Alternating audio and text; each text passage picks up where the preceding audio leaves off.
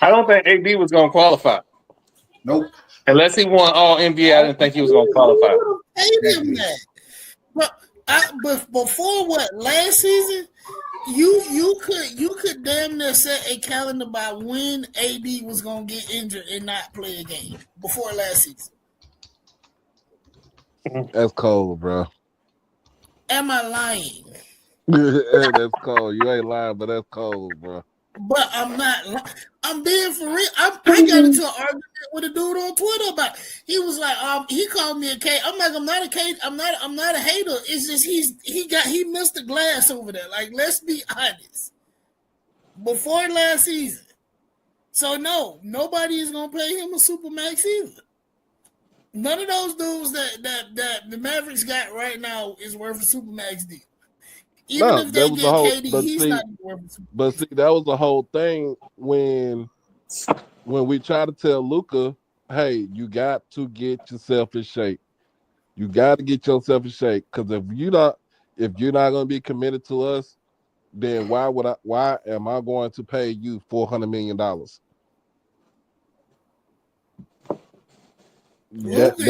was going to be that was going to be his supermax deal. But when I say it, I'm wrong. Yes.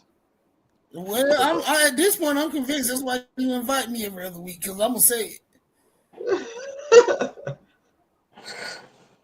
Again, when I say it, see, it's good when it comes from somebody else, but when I say it, I'm wrong. I'm fat shaming. That's, but whatever. I don't know if it's your timing or your delivery, Troy.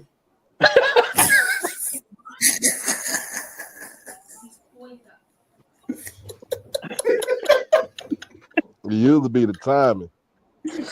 Oh, man. But do I be lying? That's the thing. I don't think right when they get injured, this man getting carted off the court. You be like, that's why he eats 12-piece. Like, what? Right. Wrong time.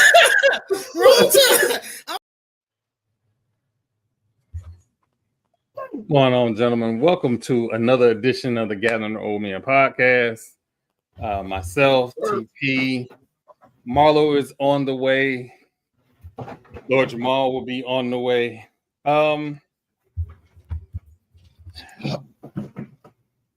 So it's a lot to unpack. It's a lot to unpack. But I gotta ask a question. Didn't get a chance to ask it the other night, but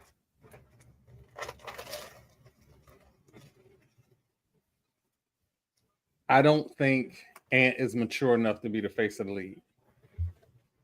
Man.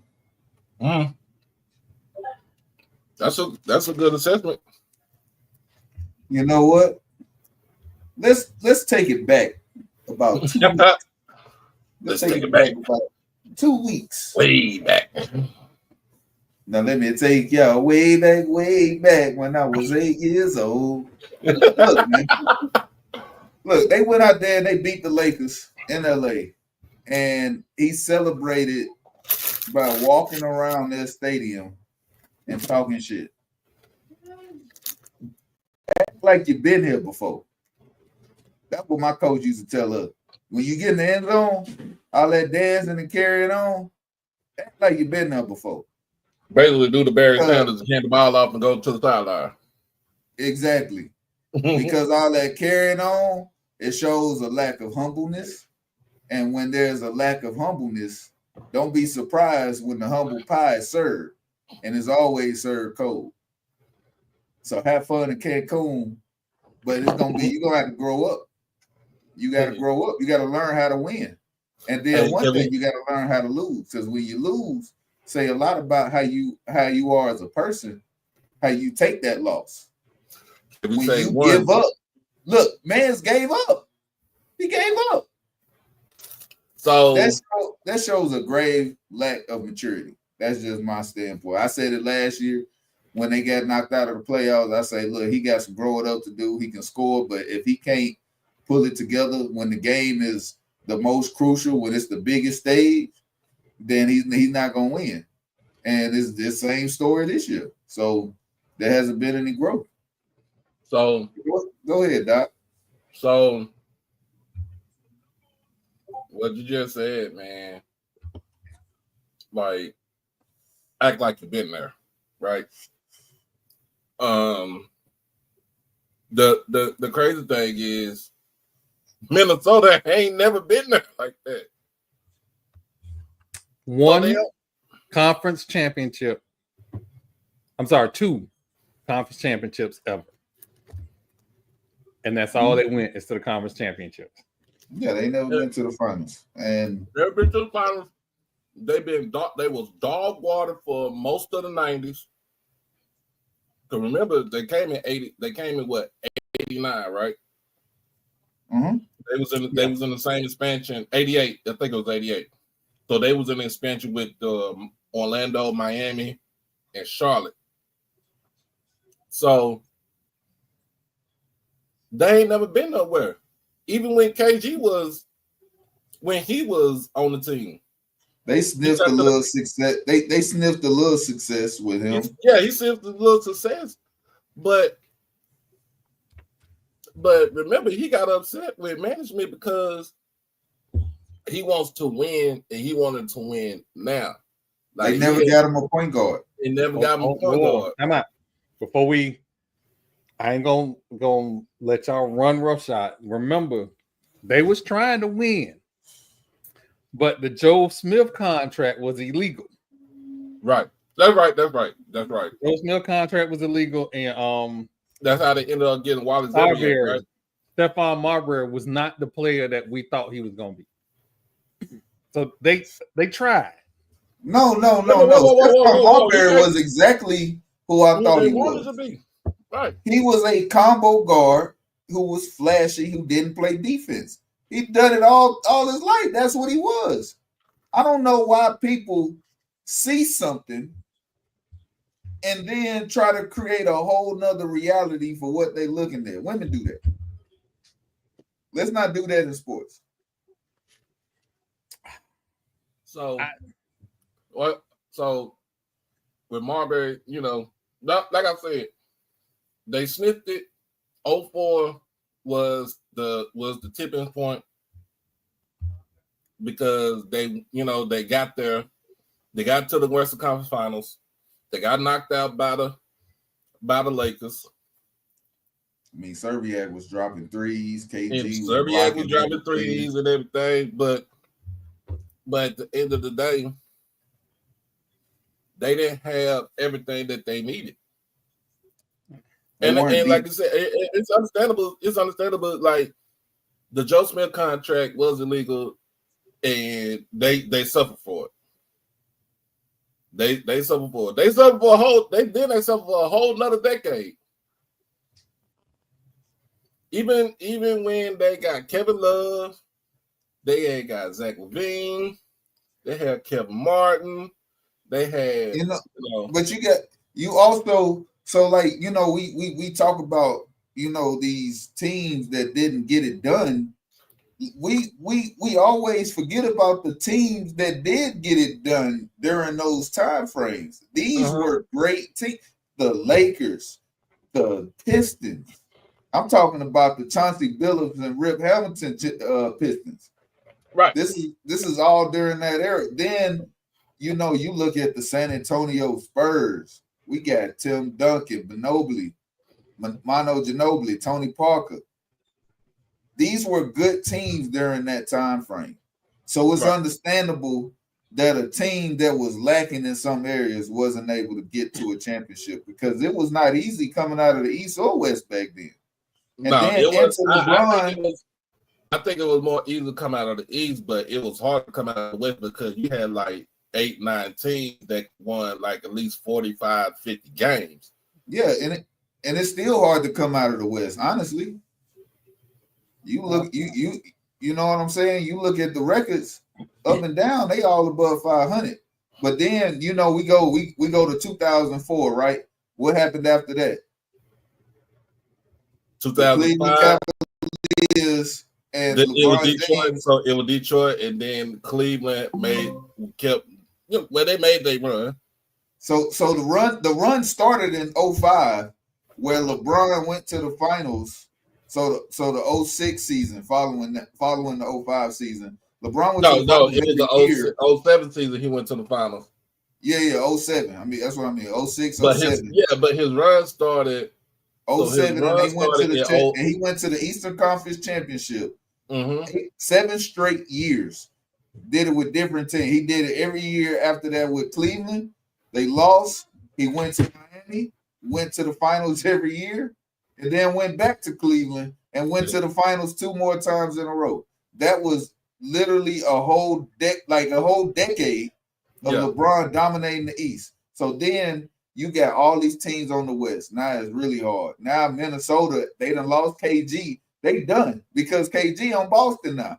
Now Boston is wrecking shop in 2000 after the 2004 season, and they go to the finals and they win with Rajon Bell and Ray Allen and all that. So, but here's all right. So I'm gonna say something, and it's gonna be a wild take, but not really. At some point, if Ant wants to make that transition to the next level, that the right basketball play is give me the ball and get the fuck out the way. Basically, he had to do what Jordan did. He got to be efficient. Yeah, he got to be efficient. He got to be efficient with his shooting. But TP, how he see, that's what SGA did. SGA said, "Get out of my way. I'm taking over this game. I'm taking over this series." But exactly. But he's taking 7-12 shots a game. That's not enough. That's not enough. If you was playing basketball, that's the reason why they were down so much in 3 of those games that they played. Yeah. Where they got blown out by 25, 30, 40 points. Like you can't, like, you try to shoot threes. None of the people on your team is efficient in shooting threes. But you want to go out there and shoot 20, 30, 40 threes. But Anthony Edwards is a mid-range jumper.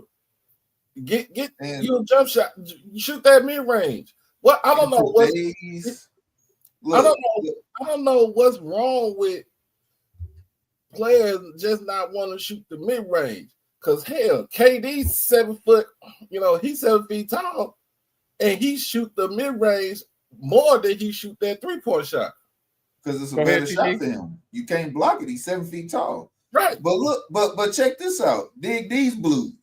You can't touch people in today's NBA and get to the fucking basket. That is true. They can't touch you. You are too athletic this early in your career to not be just forcing balls to the basket. I need a minimum 20 shots a game from AE. I don't care if they mid-ranges, layups, attempted dunks, but I'm telling you what, if your 3 ain't falling, you still got to find a way to score. That was the one thing that you can say about every great scorer in the history of the NBA. If their shot ain't falling, then they going to get to the basket. If they can't get to the basket, they going to get to the free throw line. But you better believe they going to score. That's the name of the game. You have to be able to score the basketball. Right. And because we play a game where you have to have more points than the other team, you miss 100% of the shots you don't take. And if you ain't taking shots, then you ain't helping your team. You're not the point guard. Get to the basket. Shoot the mid-range. There's more options other than threes. You just wonder why the Celtics at home right now? Because they live and died by the 3. And they died this year. Well,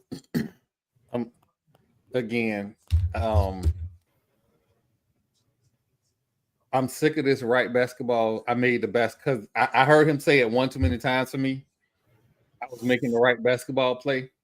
If you don't shut that LeBron James shit up, the right basketball play is the reason why LeBron will never be the GOAT.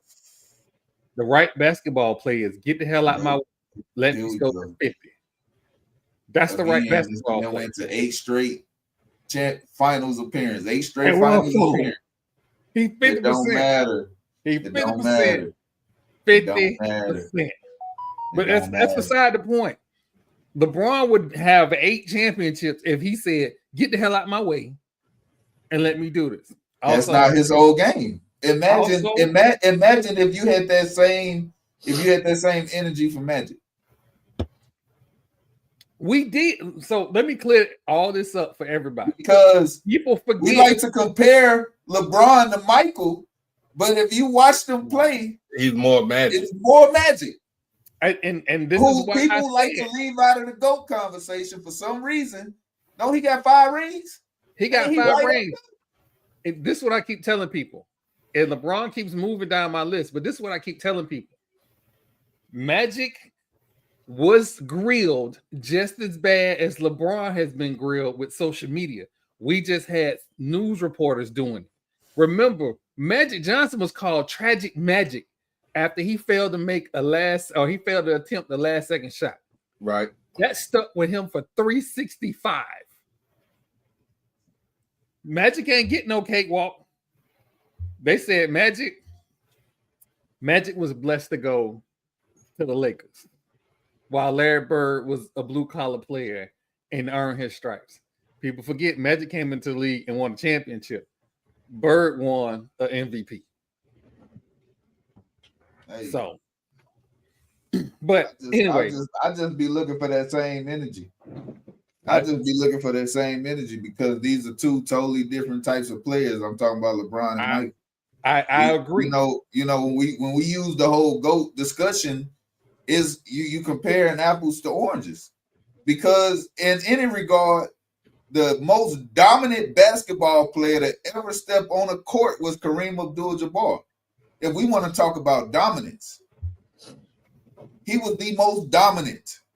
So what word do we use to describe how LeBron played? Because he affected the game on multiple levels. He's efficient. They played great defense and he was a scorer. That was what he did.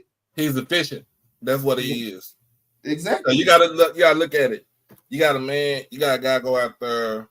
You know, he ain't gonna go up. He ain't gonna go down in his scoring average. He ain't gonna go up or go down in his assists or his rebounds. You talking about a man that has been averaging 25, 8 and 8 down there his whole career. 20 years. For 20 years, he's been averaging 25, 8 and 8. So as I get older and maturity sets in, I start to understand life in the way that there is no GOAT. All of these guys were great at what they did, and they might have been the greatest of that type of basketball, but there is no clear-cut greatest NBA player of all time. It don't exist. It don't exist. Because the argument, because if it did, we wouldn't even have to argue about it. We wouldn't even have to argue about it. It wouldn't even be a debate. I'll say this. My description of the GOAT, and then I give deference because I love history, sports history. I give deference to people who I talk to about players before I was able to see them, right? I always judge them on how you dominated your peers, right? So Larry and Magic, people don't call them the GOAT because they existed in each other's same space. So the dynasties that existed was against each other. So the rivalry, so they cancel each other out. Yeah, so I kind of lead them out. The reason I can't definitively say Kareem is because Kareem had a few issues that had nothing to do with him. Kareem had to deal with an NBA that was full of teams that fell off the rails because of drugs. The New York Knicks is a very different team if Sugar Ray ain't on that stuff. Because you now have Sugar Ray, you have Bernard King, you got a squad now. But again, drugs. So I can't put that. We're not disrespect Bernard King like that. So we using non-basketball issues. No, that's not. I'm not using non-basketball. These are on the court issues. Like, people don't understand. John Lucas was a hooper. He was an amazing basketball player, but we know him more for Exactly. We know him more for rehabbing basketball players and getting their career back on track. That's what we know him for. Cocaine ain't slow LT down. He's still the greatest pass rusher of all time. But that's because he played a contact sport. Back then, basketball was a contact sport. No, hell, it might have, but no. No. Hell, LT had to be doped up to not feel his own damn pain so he could go and play. Ooh, one day we're going to get into that. But again, I didn't mean to derail the podcast. I didn't mean to derail the podcast with that whole thing. I think at some point, Edwards is going to have to say, I am him, get the hell out the way, let me dominate. That man's frontal cortex hasn't developed yet. My man, he's still dealing with we got an argument in the chat right now. He's still dealing with impulse. And then say Michael. See what I'm saying? And still dealing with impulse control. We can have this like conversation, Blue, but we know Blue come in here to try and get me to crash out. And then we can have this conversation till we blue in the face. But at the end of the day, Michael Jordan is the greatest scorer of all time. He is not the GOAT of all time, is what I'm saying. He is the greatest scorer. That is him. You know what? I came in on the tail end, and I think we was talking about Ant, by the way. Well, again, I'm not paying attention. Look, Ant is going to be an amazing player. He is going to be a great once his frontal lobe cortex drops and shit start making sense, and he can stop having impulse issues. That's a good way to put it. I like the way you put that. Michael Jordan did. I said he played defense. I said Michael Jordan was a great defense. But no, my thing is not. I don't think it's fair. And I'm not, and again, I am not a LeBron stan. I just like this. To put two and two together, right? I kind of am on the side with TP. We're never going to even be able to name one basketball player and go, boom, that was the greatest person to ever touch basketball. We're never going to be able to do that for a multitude of reasons. The game has changed. The league looks different. How people approach the game is different. You now see an NBA league that looks very European in how they play versus and we knew this was coming. David Stern started this track 30 years ago, and we can go back and we can argue about it next week. Oh yeah. But at the same time, I was looking at this saying Michael Jordan was a way better shooter, but he was not a shooter. Michael Jordan was a slasher. He got to the basket. He didn't start perfecting his shot until later on in his career. Yeah, because the knees got bad and he couldn't slash the way he used to. That's why he started having to shoot. You know, a lot of what we saw Kobe do, he emulated after Michael. Yes. That face up to the turnaround. You know, the ability to use your slat. So this is something that a lot of players are this is being lost, is you lose the slashing ability to turn it into a shot, because that is what they did better than anybody. And I'm talking about Michael and Kobe. They used their ability to slash, but it got turned into a shot midway down the court because you couldn't keep up with them. And then once they stopped, they got a clear look at the basket, and your hand don't matter because they done practiced it. They have perfected this. We're talking about tacticians in that mid-range where they didn't need to see the basket to be able to shoot it. Remember Shane Battier with the whole hand in his face? Thought he was going to stop Kobe? That shit ain't work. That shit didn't work. Kobe ain't got to look at the basket to do what he do. Michael didn't have to look at the basket. Because it don't move. Shit, the basket don't move. It's going to be right there. It's going to be right there. The basket don't move. Let me get us back on track. Because we could talk 10 hours just about this alone.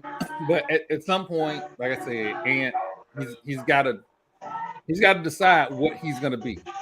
Also, I know I made fun of Shea Gilgeous-Alexander. I know I made fun of him. I called him BBL Drizzy.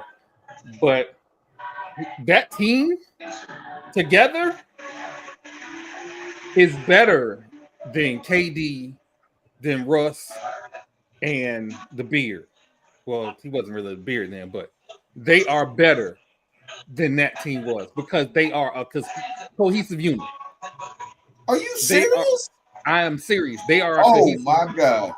You said what? Whoa! What? They are a cohesive. If they didn't look, see the thing about that OKC team, they played the best version of LeBron James of his career, which is probably better than anything that we had ever seen before.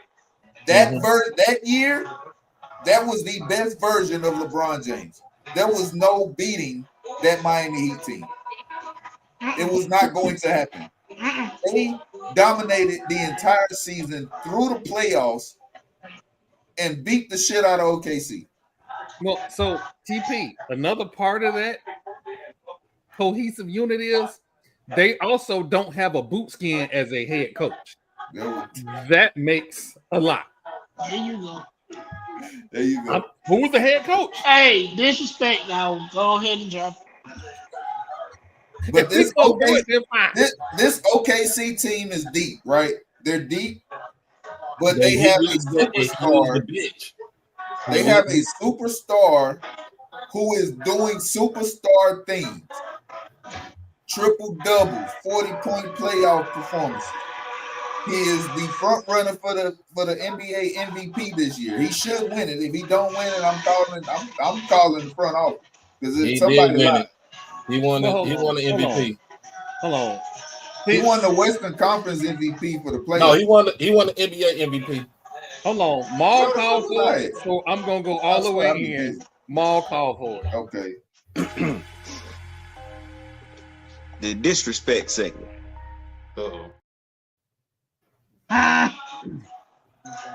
So let's just keep it above.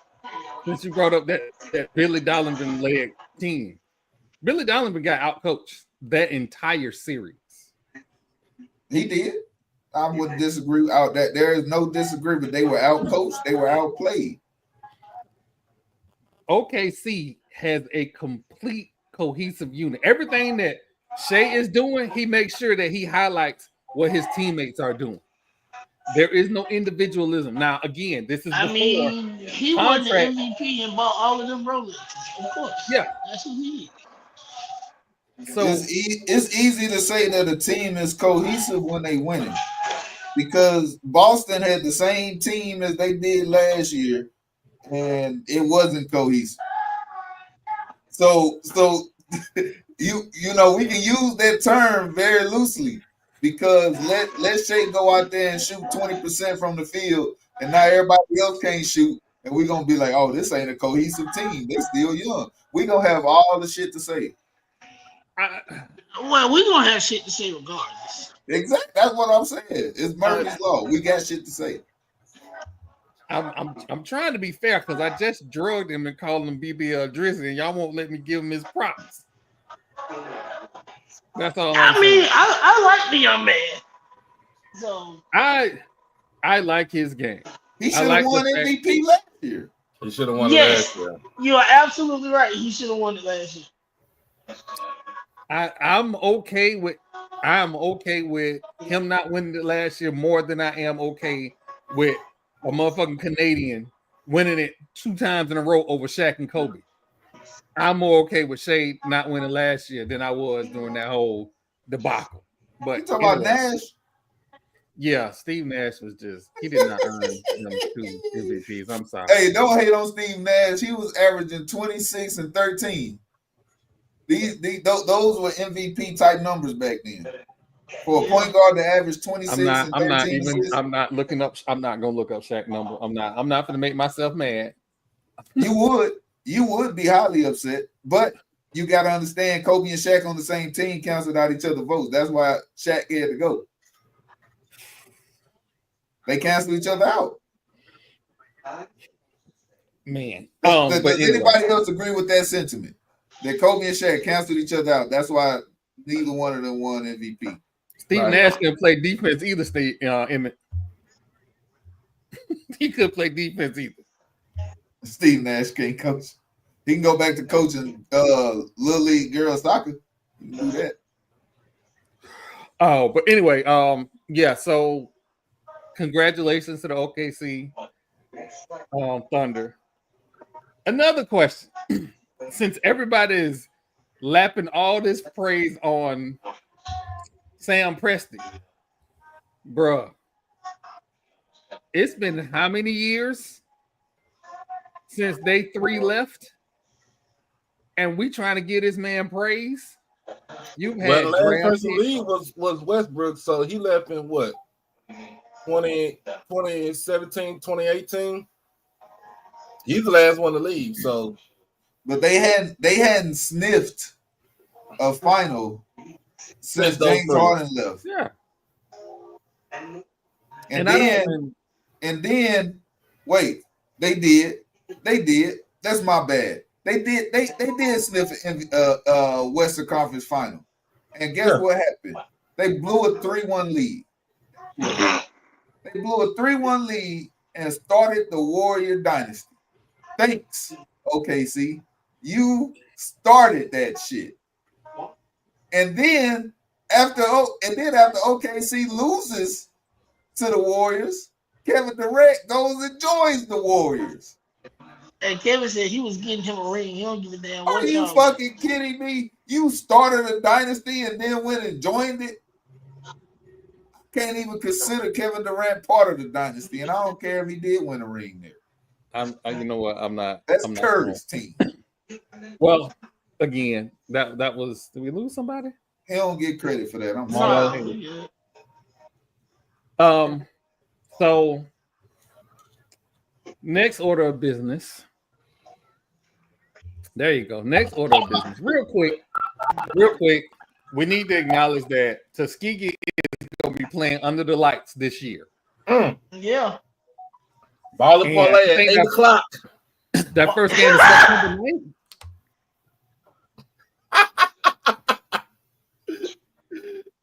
Hey, stop.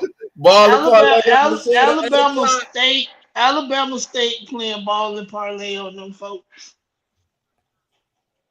will never not be funny to me. I don't give a damn. Ball and parlay. Yeah, but that first game is on the 9th. Whole decade. It's the 8th. Hold up. I need to see something. I need to see if I can slide through.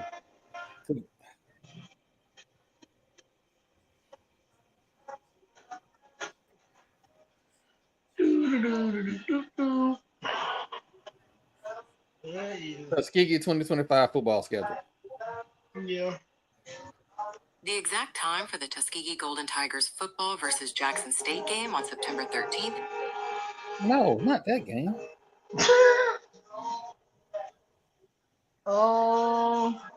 They play Central State September 6th, but they don't have any times listed yet.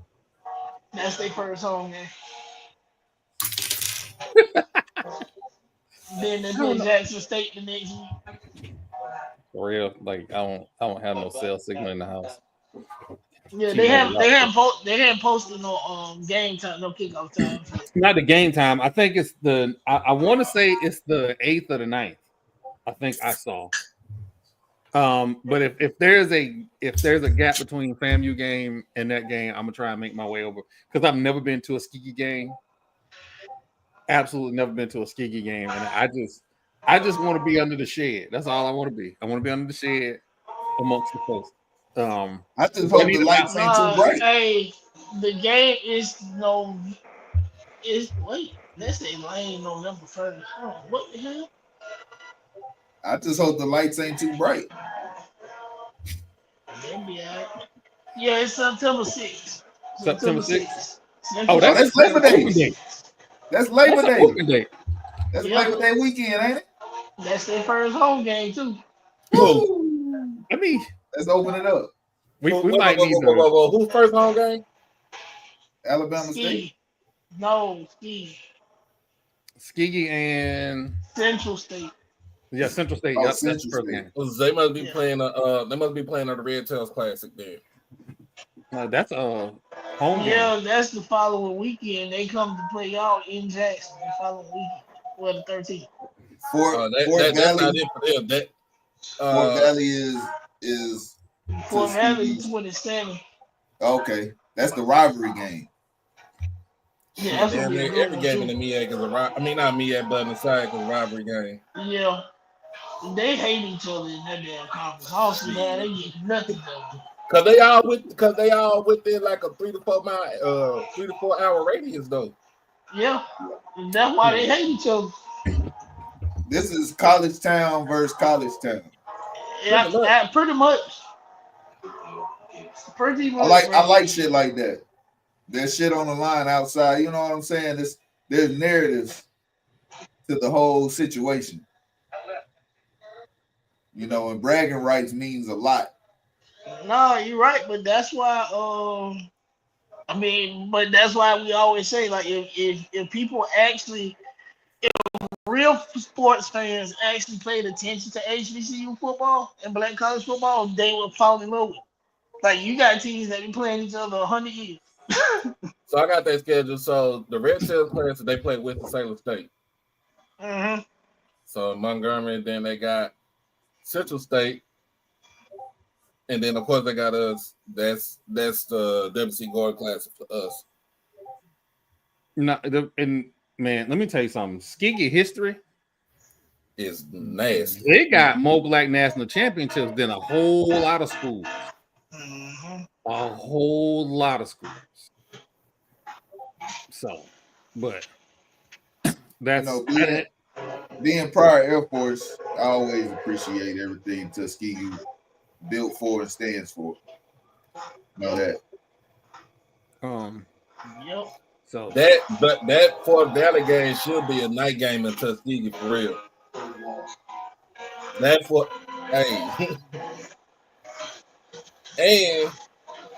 and that'll be the first time they see Willie Totten as OC. Yep, that was the other announcement. So, they better bring their run defense. That's all I'm saying. Yep. Hey, before listen, you better bring some run defense with you. Before we tackle this topic, I don't want nobody in my mentions. I ain't say nothing bad by nobody bang. We just acknowledging greatness. So before we even get into anything ugly, this is just an acknowledgement of greatness. That's it. We not for or against anything. I ain't a donor. I'm just a fan of HBCU band. So hear me out.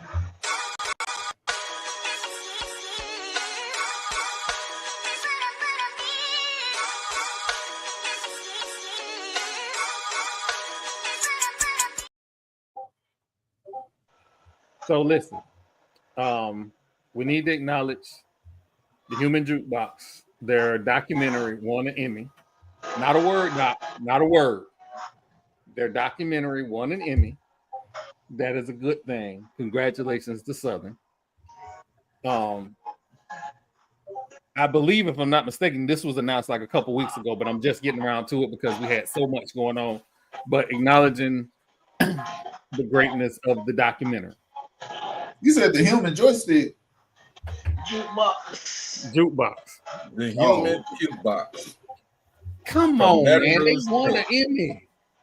Yeah. No. I was just correcting what you said. You said Human Joystick. That's my bad.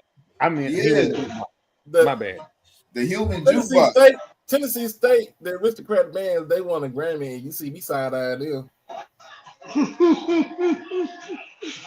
It's always, look, as a former band member, it's always going to be smoke in the city. It's always on site is on site. On site is on site. So when we go down to Baton Rouge and play the Puke Box at Baton Rouge Tech with the rented lights, it's on site.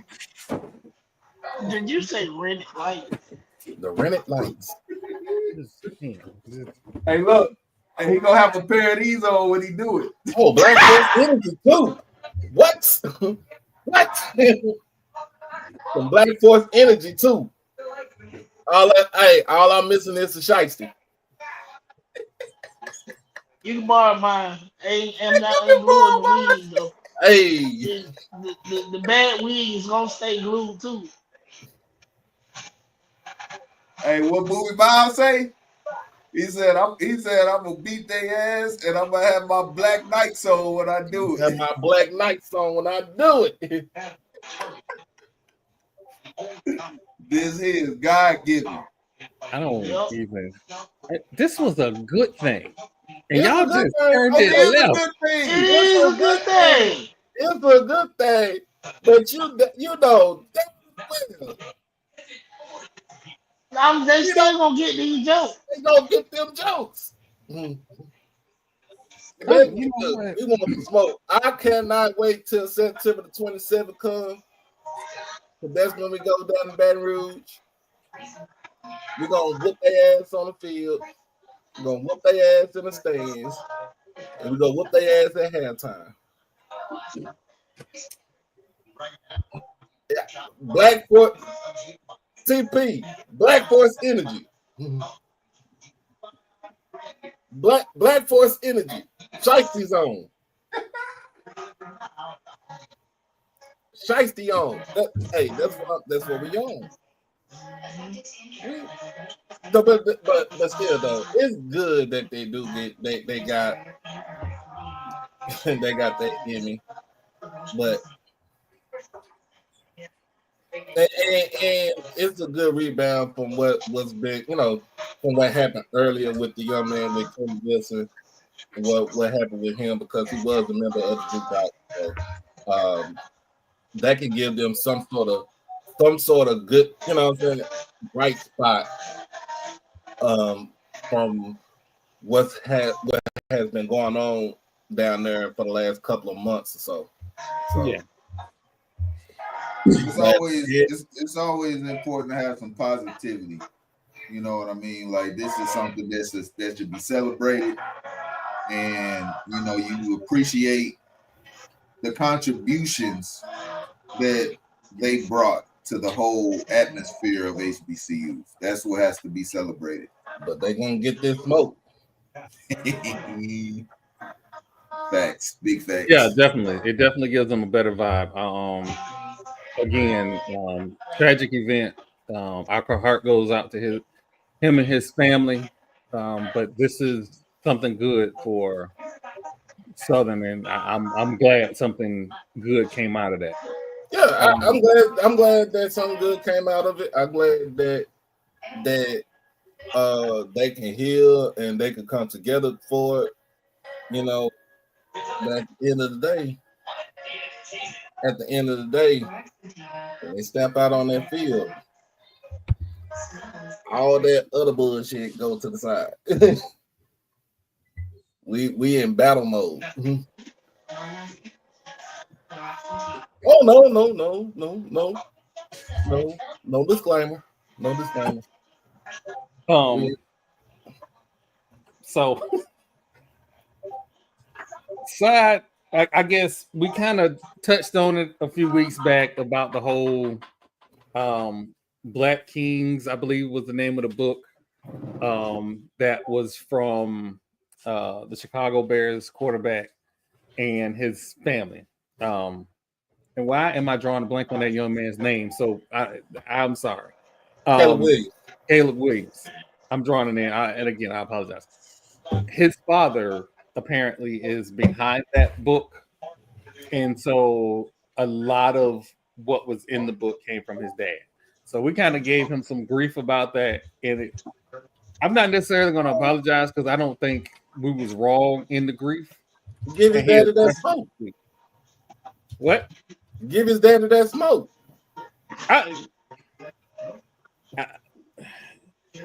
I don't know.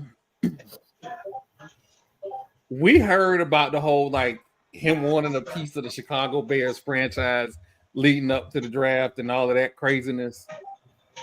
We now know that was all a ploy to get them to not draft him. So I understand. But in order to pull moves like that, you got to have some things in place, right? You got to have, well, I don't have to go play football. I can go play baseball. Because when John Elway daddy did it, he wasn't like that either. I'm about to say, but John Elway daddy didn't really say anything. It was actually John Elway that said it. It was, well, his daddy was saying stuff to the agent, and his agent was letting it be known. Oh yeah, no, nobody. I was not a fan, and I'm still not a fan of Caleb Williams yet. I was not a fan of Caleb Williams when he was at USC. I haven't been a fan of any of Lincoln Riley's quarterbacks as of yet. Just, I haven't seen enough. But I think there's a potential for him to be great with the current head coach of the Chicago Bears. Because they're putting Johnson, right? Yeah. They're putting the offensive line together. They got a tight end. Like, they're putting things in place. And I don't think it was the ownership that had anything to do with what happened, like what happened with Justin Fields. I think it was more on the coaches that made Justin Fields look like he was going to be a bust. But you had to build around, you got to build around him. Same thing with Caleb now. You build around him. So I think with Justin Fields, they didn't want to play football the way they needed to with him. Because you know what I'm saying, when you look at the skill set of your quarterback, you have to tailor your offense to that quarterback if you want to be successful. We look at how the Ravens have modeled their offense after what Lamar Jackson is good at. The Commanders did it first year with Jaden Daniels. Even with what's my guy up in Josh Allen in Buffalo. Yeah, like you have to tailor it. Hold on, Emmett. Hold on. So Josh Allen has a skill set where he runs the ball a lot. Let's address this, right? Lincoln Riley did not have to adjust anything for Jalen Hurts. Jalen Hurts was already. Jalen Hurts is Nick Saban. That's what happened to Jalen Hurts. If Nick Saban, Jalen Hurts was already a passer when he came out of high school. He was. When he came out of Chapel. He was already. That's what I'm saying. That's what he's saying. Yeah. Jalen Hurts' issue at Alabama was Nick Saban, not Jalen Hurts. It was Nick Saban. It was Brock. What did Jalen Hurts' daddy say? This is about to be the greatest free agency in college football history. Oh yeah, when he took his talent to Oklahoma. All Lincoln Riley had to do was get out that man's way. Yep. That's all he had to do. Can we say something? Since we on Oklahoma, right? Can we just say that Lincoln Riley had three of the most prolific quarterbacks in 3 in a row. 3 in a row. Kyler Murray couldn't get it. I mean, I ain't gonna say he couldn't get it done at A&M, but he was. I think Kyler Murray and that was pretty much the same thing with Jalen in Alabama. I don't think he was a problem there either. Yeah, but Kyler Murray was like, to me, that Kevin Sumlin didn't even want to do anything with him. That was the messed up part. They try to, you try to turn him into a whole Johnny Manziel, and that ain't his game. Yeah, shit, they ain't even work for Johnny Manziel. So right. Hold on, we talking about the wrong thing. And like Emmett is in the chat. Emmett is in the chat. So let me bring up a name, Emmett, that you don't really want to talk about, but we're gonna talk about it. We're gonna talk about the Tiny Tot. He in New Orleans right now. You know who I'm talking about? He said Jalen Hurts talking about Rattle is fine. I don't think he's fine tuned now. No, you talking about Spencer Rattle on Troy? Yeah, if you gonna give him credit for Jalen Hurts, you gotta give him all the smoke for Spencer Rattler. Because remember, before Caleb Williams was ever the starter at USC, he took Spencer Rattler's job. At Oklahoma. Lincoln Riley was. Remember, Lincoln Riley was the offensive coordinator because Bob Stoops was still the head coach at the time. So when Caleb Williams, Lincoln Riley was the head coach. Lincoln Riley was the head coach. Rattler and Caleb Williams. Yeah, I'm about to say, but yeah, Lincoln Riley was the head coach. So you can't say he fine-tuned one and the other one. It was the other one. Lincoln Riley has made huge missteps in talent evaluations. When he recruited Spencer Rattler, they had a squad to win the conference, and they did not. He picked the wrong player.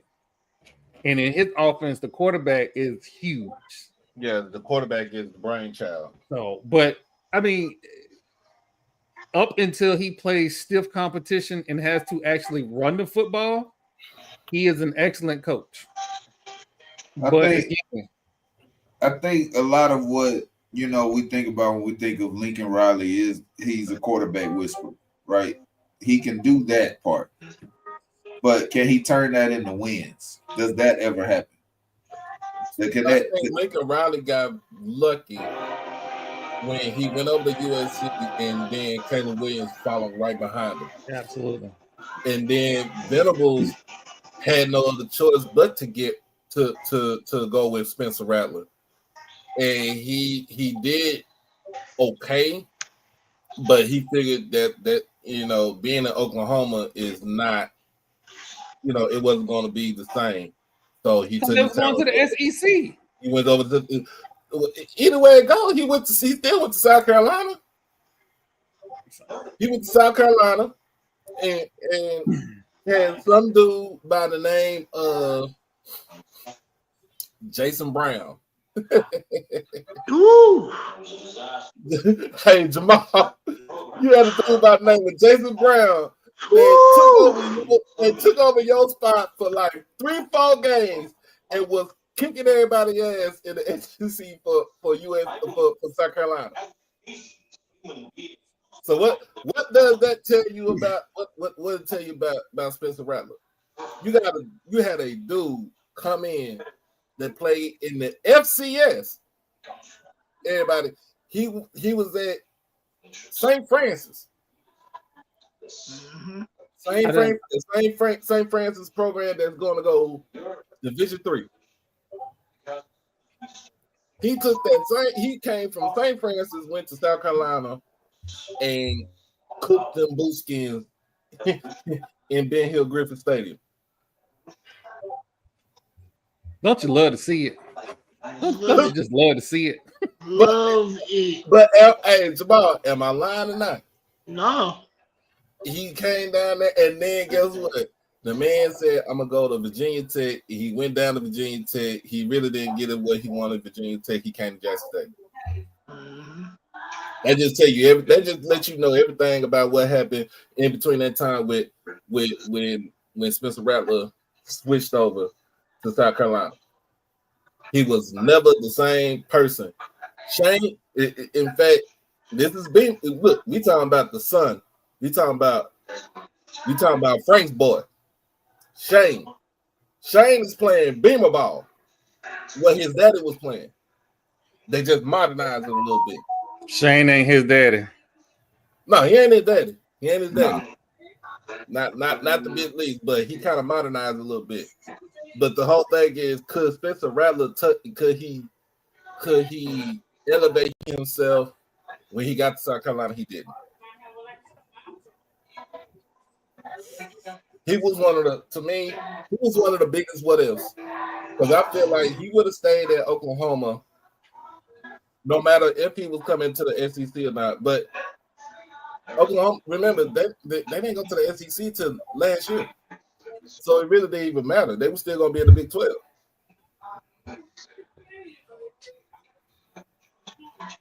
You know what? Here's the thing. So here's why I blame We're going to move off of this real quick. I blame Lincoln Riley for Spencer Rattler because it was no secret. There was a whole Netflix documentary on QB1 that Spencer Rattler was on. From his first game that season to the end, it was glaring red flags about Spencer Rattler. And somehow he was still was he a high 4-star, 5-star quarterback? Spencer Rattler should have went to Arizona instead of going to Oklahoma. He should have stayed in state. That was his mistake right there. And then and we also want to make sure we know that when Caleb Williams followed Lincoln Riley to USC, that was also the first year NIL. There was a whole big old thing about him. No, SC got deep pockets. Yeah. And one more thing, since we on Twitter saying anything, my FCS radio friends, USC is only in California. I have never called South Carolina USC. I've never heard anybody else call USC South Carolina. I think it's a new thing because remember they got the basketball, they got Battle for the Real USC coming up. I think it's okay. New people that have kind of come into the space. South Carolina has always been South Carolina. That's I call South Carolina because it differentiates between them and North Carolina.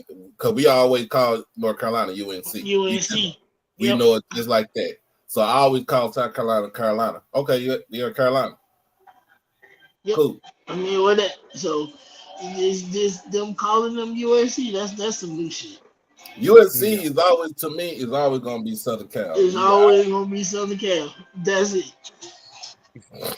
But oh man, we about to get to the good stuff. Let's take a quick break. We'll come back and then we're gonna get to the good stuff. I promise I'm gonna be good. I'm gonna behave. I promise. You lying? Yeah, lying.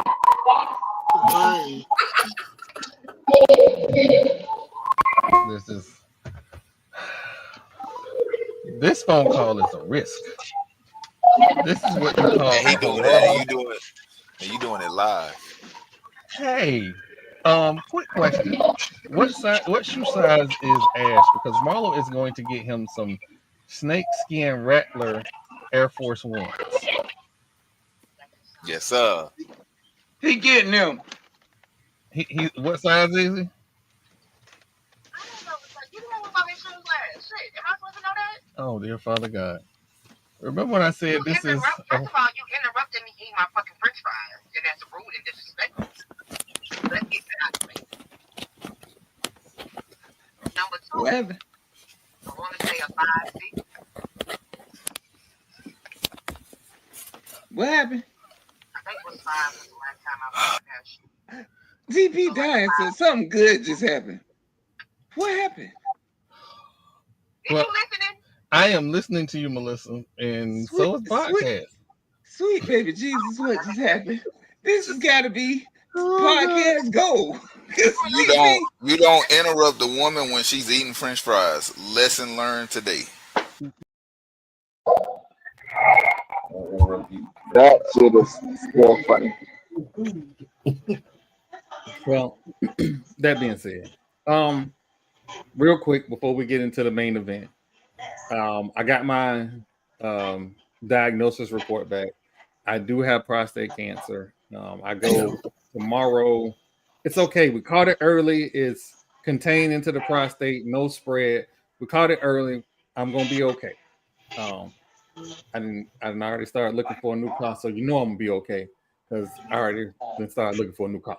That being said, I know a lot of times I make a joke about a lot of stuff. This is serious, but the way my family raised me is you laugh your way through the hard times because crying ain't gonna do nothing. I'm gonna be all right. I'm blessed. I had a black doctor who caught everything, and it's been all good since. So to live for Hoops posted a Twitter question earlier today and said, "What's your why?" And I said, "Because God bless me. I'm blessed. I'm gonna be all right." Now, I promise I am going to to behave to the best of my ability. Thank you.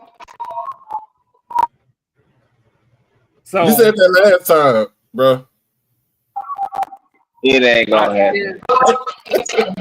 It is not gonna happen. The way too early ACC prediction, right? And this is where we're gonna unprompted. Nobody had no research, just how they feel, and we'll do a when we get closer to the season.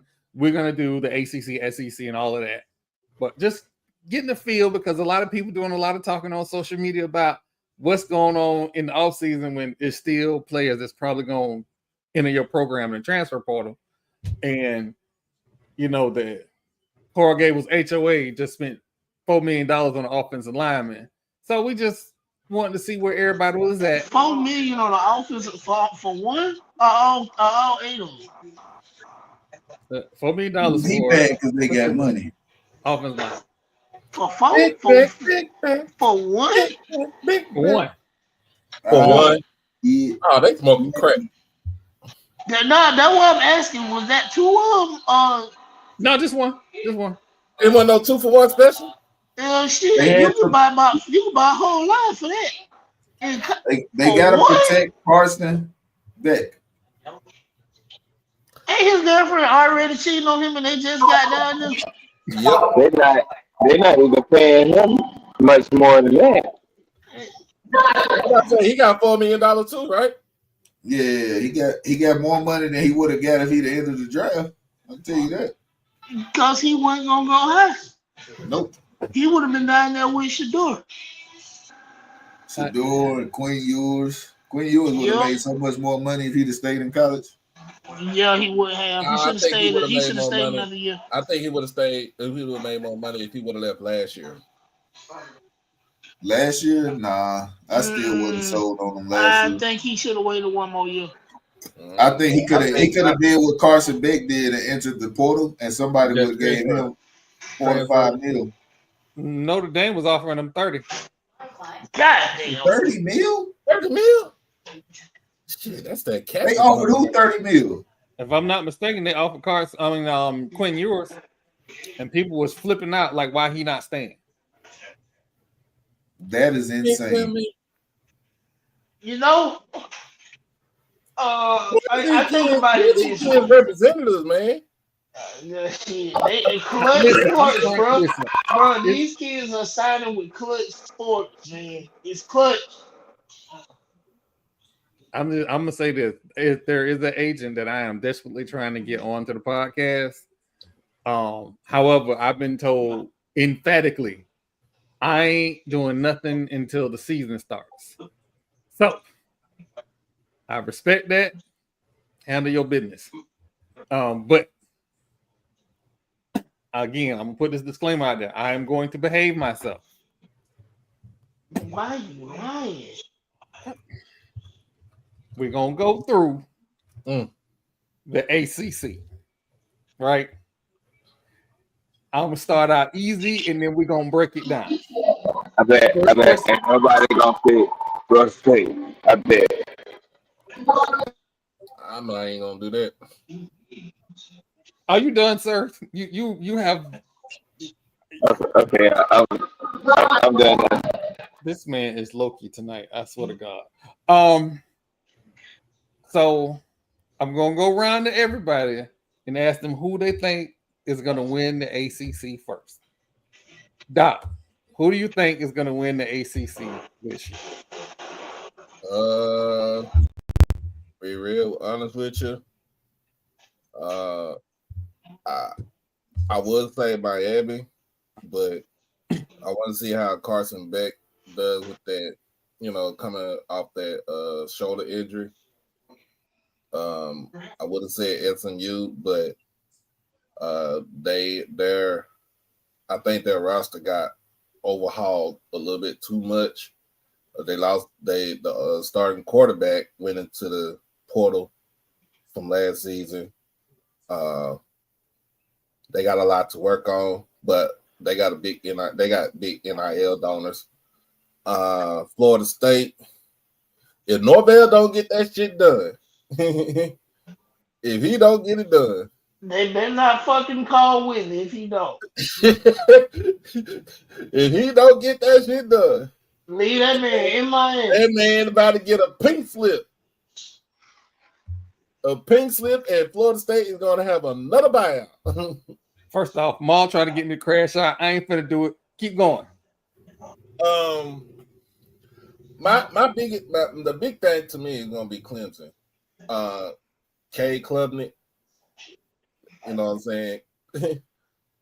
Hey, that boy is true. Me and TP already said we've seen him when he was at Westlake here in Texas. He was a dog with it. I think he's a dog with it now. This is the only person that made the original starting quarterback into the transfer portal. Because he's seen how he was. He's like, yeah, I can't compete with that. But my whole thing is Dabo using the transfer portal a little bit more than what he's normally used it, which is none. So I'm gonna go with Clemson. I don't see anything about Louisville, North Carolina. I mean UNC with Bill Belichick. We don't know what's gonna happen with that first either. NC State, Duke. Is the coach for Duke? Is he still there? Yeah, he's still there. Is it Elko? Yep, he's still there. Okay. See, but Duke don't have any real expectations right now. So he okay. Well, shit, they had no expectations last year. See what happened with them. They won 19 games last year. Yeah. But after how many years though? That's what I'm saying. Like, oh great, we won 19 games. They have not been successful enough at football that is like, bro, I got to duplicate this shit again. I need people. I got Duke ain't Florida State when it comes to football. Let's see. We got what? Wake Forest.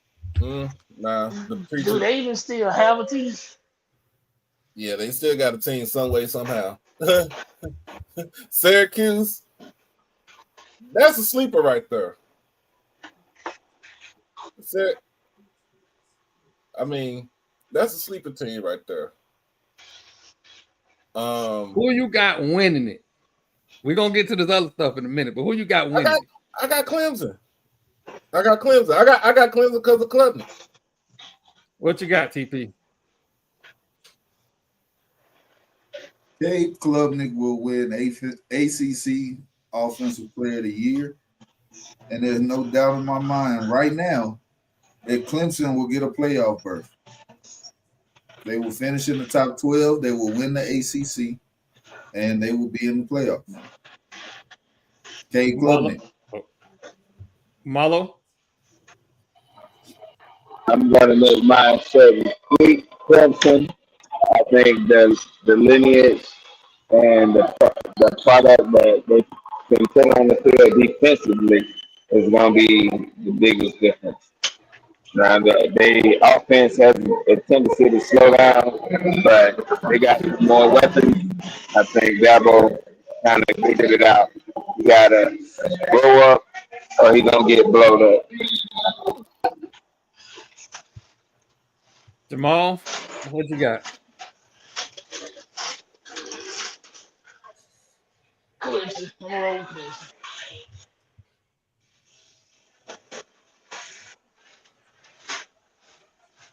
Ma, you there? Oh, wait. I think I'm on. Hold up. Y'all get me now? Yeah, we can hear you. Oh, yeah. I'm going with Clemson. All right. Ain't nobody going to say Florida State but you. Hold on. He ain't even going to say Florida State. I actually am going to say Florida State. And the reason that I'm going to say Florida State is for... You're a homer. You're a homer. Wait a minute. Hold on. So you really going to call me a Florida State homer? If you gonna pick Florida State to win the ACC, yeah. Again, Florida State and Miami have spent the most in recruiting players and in the transfer portal. Florida State did last year too, and got them teeth kicked in every week in and week out. All I'm gonna say is the Nile is a river in Egypt. I'm not even. It's all on tape. Everybody can see. I'm not the one acting up. I'm just saying. So of the two, and the other thing is in the ACC recruiting, Clemson is number 6 in ACC recruiting. Number 6. It's Miami, Florida State, Georgia Tech, which I don't understand, SMU, Duke, Virginia Tech, Syracuse, North Carolina State, yada, yada, yada. Right? It is put up or shut up time in Tallahassee. You either win a playoff game or the 100 is going to have a request for proposal on their desk Monday morning. The 100 for who? For what? I mean, we don't know what the requirements are to parade in Tallahassee. We got to find out what all the requirements are. I'm hearing word that like Caldwell Banker may even be called as well if a playoff game isn't won. But all that aside, it is incumbent upon Mike Norvell to win, because if you overhaul an entire coaching staff and you have similar results, that lawsuit changed everything. That lawsuit freed up $36 million. And I keep reminding people, Florida State does not give people huge buyouts. They just tell you don't show up to work and your check is in the mail. So it's a lot riding on this season for Norvell. He knew it. That's why he was on all those platforms pleading his case to not be fired. And after he left the RG3 podcast, all of a sudden we started getting hirings and Gus Malzahn coming and all that. Now, it is going to be a very tight race. It is going to be Florida State, Clemson, and believe it or not, Syracuse. Syracuse coaching is probably the best in the conference. It's Dino Babers, ain't it? Yeah, probably the best in the conference. So it's only Florida State by like a hair. It is Florida State, Clemson, and Syracuse is going to be a very tight race. Deion will never be head coach at Florida State. Deion's opportunity, and I said it on this platform when it was happening, Deion Sanders' opportunity was that first game against South Carolina State. That messed up everything. And then him not winning in Colorado, he not coming to Florida State no time soon. Who has been mentioned in the message board one too many times is the dude Maul don't want me to discuss. I don't keep bringing up that name because I like that name. I like that name. But them people actually agree with me, which is scary because they was kicking me out of Facebook groups a little while ago. But all right, so we got that out the way. I said y'all been in that college. Leave me in Miami. I want him to have an amazing career outside of Tallahassee. And believe me, I do, and I know you believe it. I do. I want that man to have an amazing career. I want him to win the LCS National Championship away from Tallahassee. And who is it? Willie. Shotgun is his Shotgun Willie. But listen, I'm the one that's gonna act up. That I was not the one that acted up. I didn't act up at all. I kept my word. I ain't act up. That will be diabolical if he did come back to Tallahassee and take over the Florida State. No, but it wouldn't. Like Tallahassee is home. Like honestly, I don't wholeheartedly believe he wanted to be out of FAMU when he left. It was just the situation with the leadership we had at the time. So literally, folks, I'm joking myself when I say don't call it. Absolutely, don't call it. And remember when I said I was gonna be good? I can't. We know. If the amount of humble pie that some people in their arrogance are eating, because TP, what you've been on the podcast, 2 years now? Mm-hmm. For 2 years. I've been saying the same thing. For 2 years, them people told me I was crazy and they kicked me out of their groups and now they talking just like me now.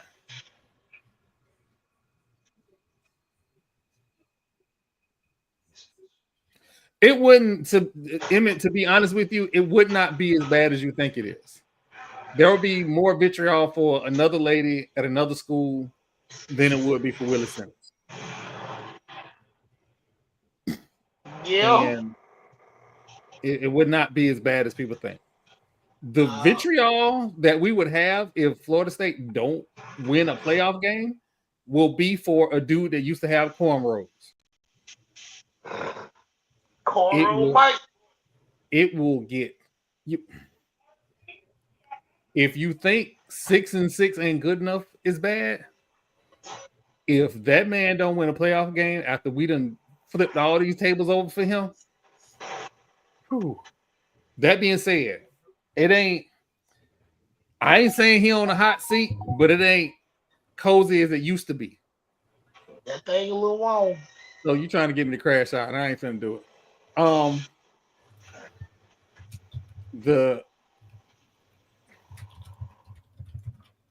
That grown man named Dabo, he's going to have to make a serious run because he in the same position as Florida State. They freed up $30 to $35 million as well. And to go through that lawsuit and not perform, it's two coaches in this conference that can't lay an egg, and he one of them. Everybody else, I mean, the oddest people, what they gonna do? They ain't got no campus. They ain't got no stadium on campus. They biggest booster running around here telling people he got $1 billion. Meanwhile, Life Wallet is in bankruptcy. So the expectation Shapiro when you need him. Nevin Shapiro got the audacity to have a podcast talking about the Miami Hurricanes like he actually went there. You was a USF Bull. He didn't go there. He bought his way onto the team. He is a USF Bull. And every time he runs his mouth, it's bull.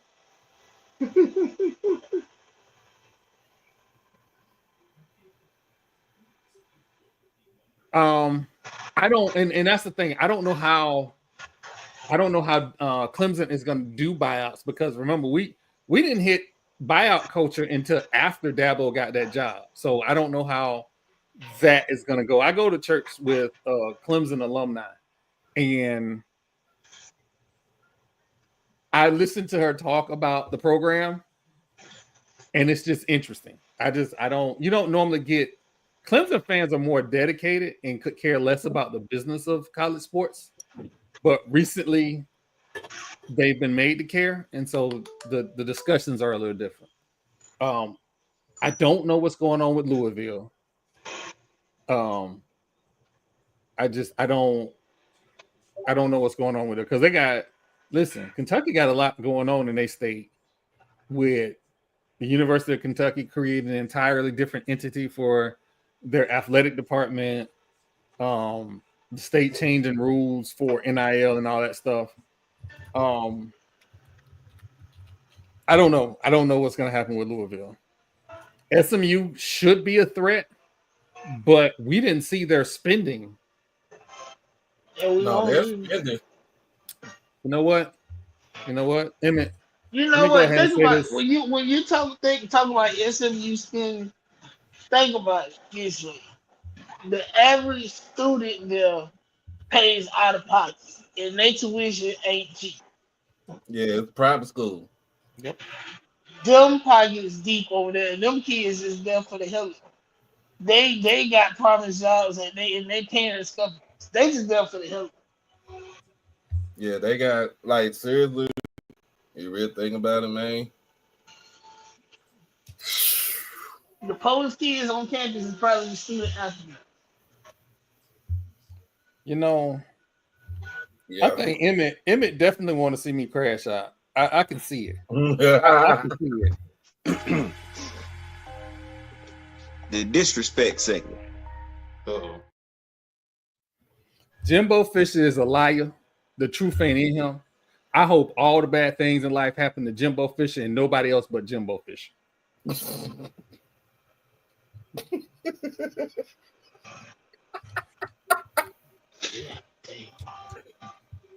I mean, how am I gonna respect the man that was on Seminole Radio talking about how he wasn't negotiating with Texas A&M when the airplane of Texas, a G5 with Texas A&M on the tail wing, lets me know Texas A&M is in town. Everybody and their mama know Texas A&M is in town, but he on the radio talking about, no, I ain't negotiating, man. Well, we know they wouldn't here to see the coach from FAMU at the time. Man, fuck Texas A&M. How about that? Dog, I thought you said he's calling them wagon people. See, we don't have. Well, you know what? And there'll be no disclaimer. All Jimbo Fisher slander is okay. You see the flag, and then we got this bullshit right here.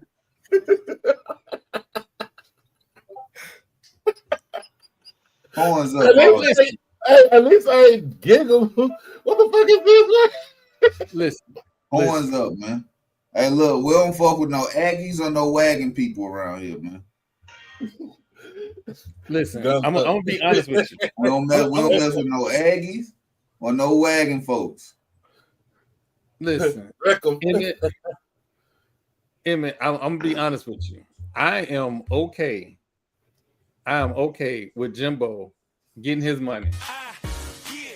That's because A&M got oil money. But again, they got oil money and they got defensive contract money. Like y'all ain't got oil money either. With University he know they got oil money. They have who got oil money? The Texas got offensive linemen driving Lambos. Ain't no offensive. Look, we have a rich alumni group. That's what it is. The alumni for the University of Texas. They go band for band with anybody from any school you can bring up. Black gold, Texas team. But it is, but we know what's out there in West Texas, man. We know what's out there. Yeah, oil fields. And what's the money? It's more pipeline straight. Look, that pipeline go from Odessa to Midland to Fort Worth, and right up the road to Austin. We know where it goes. Man, this smell like a goddamn ethanol field out there. Yeah, dude. I don't ever want to drive through Odessa again in my life. If I ever drive through Odessa again, it'll be too soon. Look,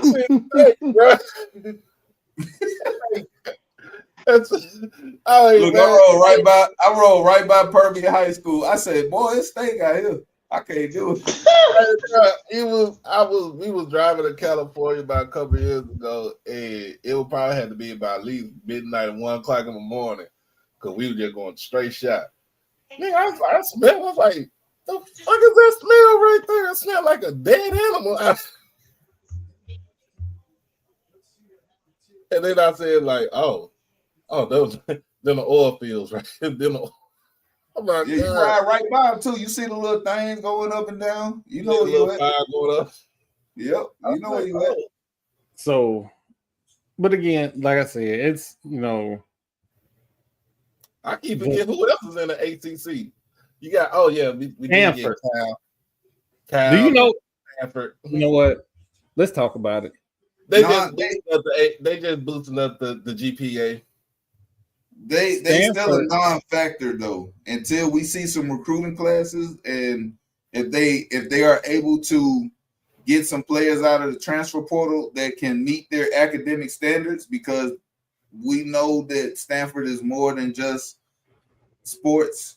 You have to have the academic background to even attend the university. So I don't know. I think right now it's easy to say that it's out of Clemson and Miami, but I give the nod to Clemson based on their quarterback, based on their coach. I think Dabo will outcoach any other coach in the ACC right now, and he has done it for the better part of a decade. So outside of that, I like Miami got Carson Beck, but we saw him fold at Georgia with the greatest offensive line he could ever ask for, with Trevor Etienne in the backfield, playmakers on the outside. What's his name? Lovett. He couldn't get it done in the big games. So I'm looking at the fact that Cade Klubnik is the baddest man in the ACC. He is the baddest man in the ACC right now. He will not be stopped. He is going to put up Heisman numbers. Don't be surprised if he wins the Heisman. You give me that side eye, don't do it, because you know I ain't lying. You know I'm not lying. Cade Klubnik is going to put up Heisman type numbers. It's going to be predicated on the fact whether or not they are able to build success off of what he's doing individually. Is the defense going to come to play? Is the offensive line going to block for the running back? Are they going to be able to do other things outside of just air it out? And I think the answer is yes. I don't think the teams in the ACC right now can stand up to Clemson. I still forget we still got Boston College and Pitt and don't give me the Bill O'Brien Boston College, because you ain't gonna do nothing but piss me off. I ain't giving you Bill O'Brien Boston College. He ain't gonna do nothing but piss me off with Boston College. So listen, Bill O'Brien, man. So here's my retort about the whole Clemson and Cade Klubnik. As long as Dabo is coach, he's gonna hold on to the reins of the quarterback. He hasn't let a quarterback go since he let Sunshine run roughshod over the ACC. Everybody else he had a tight rein on. But we still got Miller Moss at Louisville. And Haynes King over at Georgia Tech. I forgot about that. Haynes King is still there, and he knocked off. He had two of the biggest upsets of the year. Now, granted, it really wasn't an upset because 2 years in a row, Miami head coach just is dumb. Run the football and take a knee. You had 2 years in a row where all you had to do was run the football and take a knee. With hard head. Hard head make it so fast. Another person that's from Texas, Longview to be exact. So Eli Holston from Pittsburgh, he gonna have flashes, but is he gonna be a top quarterback in the conference? I doubt it. Virginia Tech is maybe if Hank Bachmeier, if he can run the Wake Forest system, maybe they'll make some noise. But everybody's defensive line is bigger than it was 4 years ago. So you're not going to be able to just run that raggedy option all over the ACC like you used to. Wake Forest cannot be the standard. We went over this. Hey, we went over this. Wake Forest cannot be the standard, man. But, and then the California teams, they're not ready. They are at least 4 years away from being ready. Well, I like what Stanford did. 4 years is a stretch. But I did like what Stanford did. What they did was bring Andrew Luck in as the GM for the football team. So, and he made some very brash and tough decisions. He had to. He had to clean the program up. Had to clean the program up. So give him. I would say give him at least one more year. I mean, you talking about Stanford. We talking about Stanford. Fuck Andrew Luck too. How about that? Hold on, I'm confused. What did Andrew Luck do? He from Houston. He went to Stanford. He's from Houston. He went to my rival high school. He went to Stafford. Yeah, Stafford. Stafford High School, the most racist high school in the city of Houston. Wow. I said it. He went to Stafford because you went to where? Where you go? Nimitz. All the Nimitz. Yep. Oh man. I didn't see that one coming. I'm normally use the Reddit for that one. Okay. No, fuck him. Hey, look, this is a real story. We went to Stanford to play, and we was getting called all types of niggas, you bitch, all from the refs, the fans, the parents. And you know what happened at the end of it? My boy Randy Lyles, we on the sideline. He said, man, fuck, because we lost the game. Of course, they like, bro, we couldn't. Every time we broke for a touchdown holding, they called it back. Like, when I say they cheated the fuck out of us, we on the sideline mad as fuck. Randy Lyles say, man, fuck this. Took his helmet off and took off across the field. First motherfucker he saw. What? As soon as he did that, we all went. Fired on. Look, parents start coming out. Parents start coming out the stand. I seen my boy Jasmine beat up somebody's mama. I say, boy, look. Then the cops started coming. We just took off running. We got to the bus. It looked like a scene out of an old civil rights movie. We had to get the fuck out of there. I'm telling you, man, it's like you go come here in Dallas, you got Highland Park, which is their own entity, like, and it's nothing but straight white folks. Where the average income for them is close to at least $1 million or $2. Like, yeah, it's like that. And so no, but that's where Matthew Stafford came from.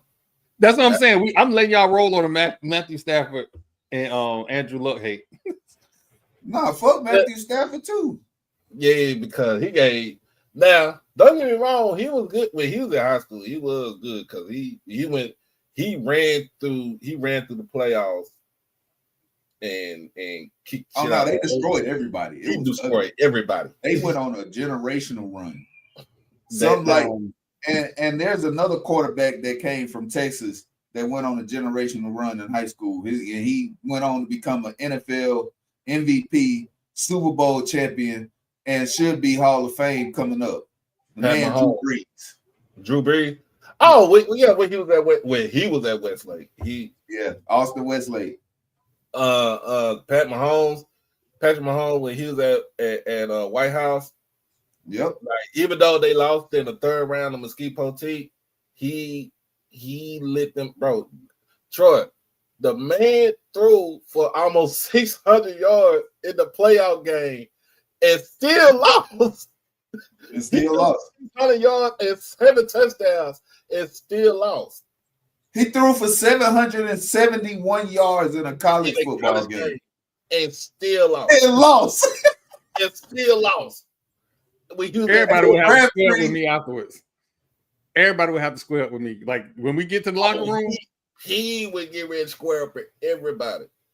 Andy Dalton still lost. That was a crazy ass game. Andy Dalton when he was in fuck Andy Dalton too. He knocked us out the playoffs. Fuck him. That was supposed to be my year. The year that we made it to the third round in the playoffs, we got to play Katie. We say, man, look, we already looking at the tape like, man, they fast, bro. Troy. Hey, lock in. First play of the game, Kevin Mouton over top. Bro, when I say I ain't never seen nobody move that fast, look, man took off. I started running, and he just kept going. And then I look up, and the ball is in the air forever, and he is still running. I just like, bro. You know what I did? I dove. Hey, Katie, Troy. Katie was old school smash mouth football. Basically, they still line up in the I formation and run play action play action on your ass. Andy Dalton throwing it 70 yards in the air. What? Hey, I ain't never seen that. I'm talking about a 12 personnel, 2 tight ends, 2 like a tight end, a running back, a fullback, and 1 wide receiver, and they are running gap, they running traps, they running counters. I'm talking about we played them. So my high school played them 3 times. 3 times. So we played them 3 times. The first year they had this dude named Aaron Taylor. He went to Nebraska. We talking about a dude with like 6 foot, 215 pounds. The boy had 276 yards in the state championship game against us. And we had that game close. And they won state. The next year, we was like, oh, they ain't got him right now. But I'm gonna tell you who they had. They had Rodney Anderson. Yep. Who went to Oklahoma. He ran for like 100, 120 yards. We contained him. We won that game though. We won it. It was a close one. And then the third time we played them, that was in 2014, and that was when DeMarcus Lodge went stupid. He went stupid in the game, and we won the game by 20. Like Katie is like one of those teams. Like you just play it. You just got to square up with them. You got don't get me talk about Kyler Murray, because Kyler Murray and Allen. Before I say this again. Allen back in the 90s was not who they were. It's not who they are now. Allen back in the 90s was like middle of the road, mediocre. I'm gonna just put it just like that. They didn't get there to what they was until like the early 2000s when they got their head football coach. And then they had a dull moment, but they were still winning games. And then this little short motherfucker come in. And in the third game of the season against us. This is the year after we won our state championship against us. And man had 5 touchdowns, 3 running, 2 passing. Play better deep. Time out.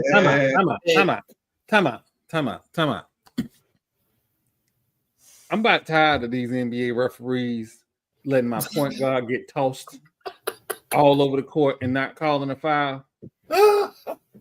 This ain't hunting no foul. They are pushing him behind the 3-point line. I need them to call something. This is getting ridiculous. Speaking of high school coaches, I saw Jamie Wright had posted reposted the contract values of high school coaches in Georgia. All right, Cole. You hear me? All right, Cole.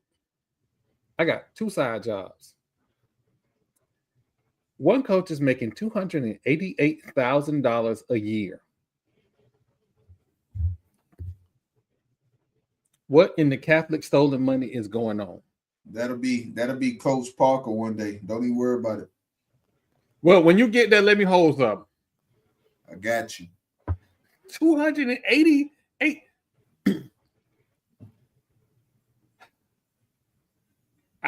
I wouldn't even want. You gotta rob a bank, don't you? $288,000. Don't do that. Cost you more. Okay. All right. I see what's going on here. I went to school for the wrong thing. Apparently, I need to either go to school to be a preacher or a high school football coach. See, that's the thing, Troy. You have a degree. You can go coach football right now. You don't need nothing else. Ain't nowhere in Florida paying $288. I would have to move to Georgia. You don't know that. You can move to Texas. But I mean, I tell you what, you ain't gonna make that unless you're winning. Oh yeah, absolutely. Absolutely. You know what I mean? And not only would I be winning, I would be cheering my ass off. A lot of that becomes predicated on how much revenue the school brings in. Yeah. You know, it's profit sharing. That's the only way to justify a coach making that much is the profit sharing aspect behind it. And he ain't got to worry about doing anything else except for being the head football coach. Yeah. When you drive from Florida to Georgia, what is it, Valdosta? When you first get into Valdosta, on the side of the road, Valdosta High School football stadium look bigger than most college stadiums. Let me take that back. Valdosta football stadium is going to be bigger than the stadium that USF keep lying about. I'm about to say Valdosta High School Stadium is they share it with two other schools. They share it with the county school, and then they share it with the university. See what I'm saying? So my high school, we didn't have our own stadium. We played at Thorne Stadium, and that was shared between like 4 other schools as their home field. So that's a thing, but it was a big ass stadium. And let me tell you something. If you've never played on the old school turf, you don't know what pain is. You slide around on that, bro, we all bloody. By the end of the game, you are bloody. And when you hit the ground, you will feel like you just hit pavement. It is not fun. No. We play in grass. No, play. Matter of fact, I think every county still to this day got grass. The same turf that they had at the Astrodome back when the Oilers played in there, that's the bullshit we was playing on. There was no give to it. No give. Like you're walking on concrete. Bro, I don't miss those days, bro. I have my fucking turf tape looking like Alvin Kamara. That was the only way to do it. You gonna be scratched up. Man. In Dallas, we got about 10 football stadiums, but they share it with we got 22 high schools here in the city. Mm-hmm. And two of them don't even play football. And that's Townview and Booker T. Washington. Mm. So I want to make sure we ain't miss nothing. I also do want to find out what app do I need to sign on to send tacos to the White House. That's what I need. We're not sending tacos to the White House, man. What? You don't waste good food like that, man. Come on. He gonna eat them. Send them tacos to the Parker residence. I eat them. Tacos, baby. Why you bullshitting? It's tacos. Make sure we ain't miss nothing. I know it's something we missed, and I can't think of it right now. Oh, Shador, apparently. There's news out of Cleveland about Shador. Now, first off, I don't know what the greatest OTA stats are. Never heard of it. They don't exist. They don't. Troy, look, every day we get on the podcast, Troy done fell for some clickbait. Y'all noticed that, right? Every time we get on here. I just feel like if you're going to put that out there, cool. And I didn't fall for it because I was like, it don't exist. I clearly missed the Yahoo OTA fantasy sports. But not a thing. Yeah, I want everybody to know that, like, if you let these dudes on social media pump you up to believe Shador is going to be the starting quarterback week 1, it will be a whole bunch of people fired the very next day. That entire scouting department is gone. I will say that I wouldn't be surprised if he does start day one. But they also did draft Dylan Gabriel, who I think is better. But we got to see what they do on Sundays. And it's all about who gets that opportunity first. They both will start an NFL game. Both of them will. And at the end of it, we'll be able to base our judgment off of actual gameplay and not you running around in shorts and a t-shirt throwing the people with no defense in your face. That don't excite me at all. Like, no, like you don't win games in shorts and a t-shirt. No, you win it when there's actual pads on and this motherfucking 300-pound lineman running at you full speed while you sitting back there patting the ball. That's when we're gonna find out who he is. 350 and 400 now. That's all I'm saying. He talking about big boy out of Florida. You got 425-pound Desmond Watson running at you. What you gonna do? You gonna fold or you gonna throw a strike? You better throw that strike.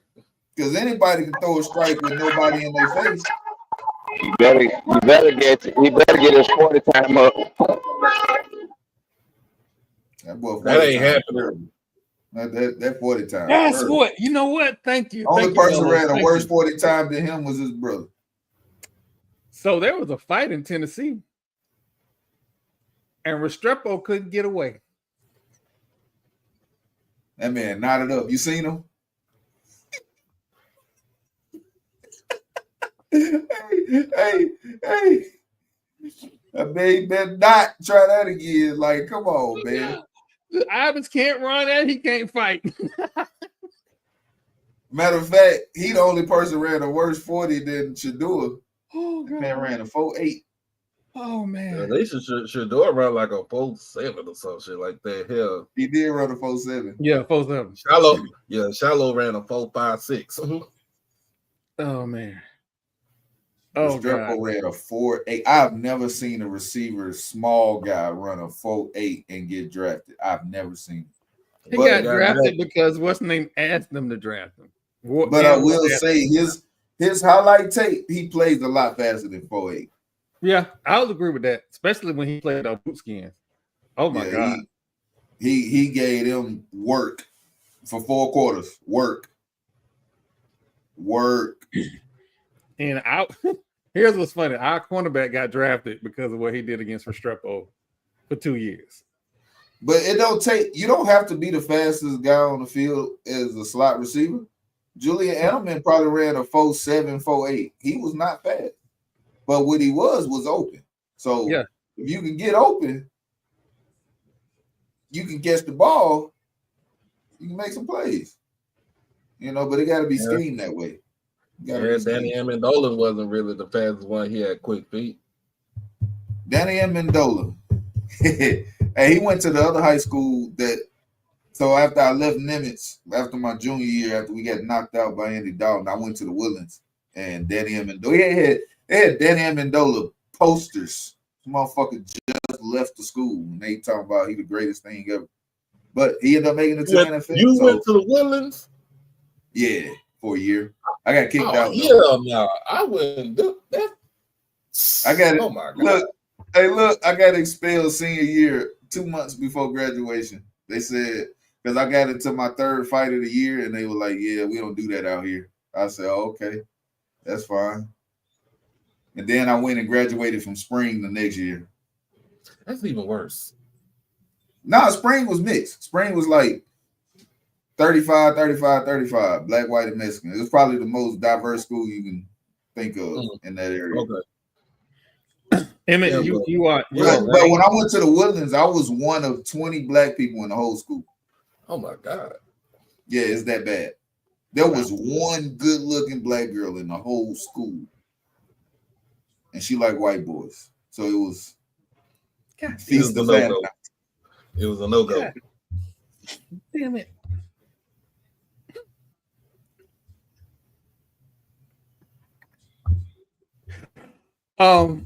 But Emmett, you are right. The Knicks aren't going down without a fight.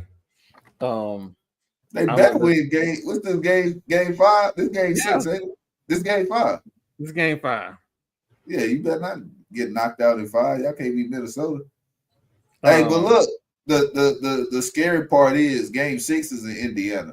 So you win this game, you have to force a game 7. Like, I get it that you got to force a game 7 if you want to win it, but you have to do it on the road, facing elimination. Tom Thibodeau, I don't care. Play him 48 minutes, all 5 of the starters. Do what you got to do to see a game 7. That's what has to happen. I feel like it's not even a feel. They play better on the road this whole season, which boggles my mind. But they play better on the road, right? So where you go to school? Where you go to college at afterwards? TP. I went to jail. Yo. And then I joined the Air Force. Back in the day, that used to be they used to give that was the option. You can either go to jail or go to the military. That used to be the option back in the day. That's what TP did. Went to jail, got put on probation, got off probation, joined the Air Force. I ain't look back. But I'm in school. But I'm in school now. But that's already graduated with an associate's, and now I'm working on my bachelor's in psychology from Grand Canyon University, which is a Christian school. You know, it's a lot of my schoolwork is, you know, wrapped up in faith, and, you know, just speaking about my Christian worldviews and being able to actually put that into my learning process. Basically, another Liberty University. Yeah.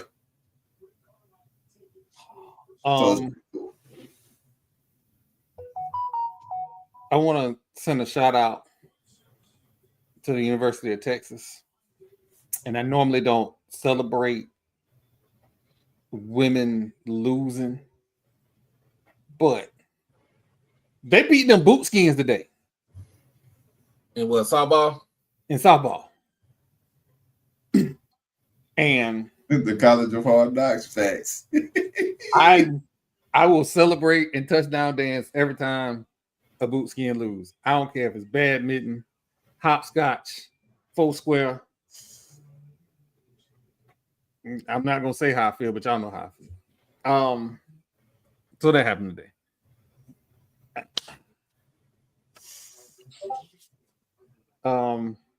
Real quick, I want to thank the 96 in the building. I appreciate y'all coming out.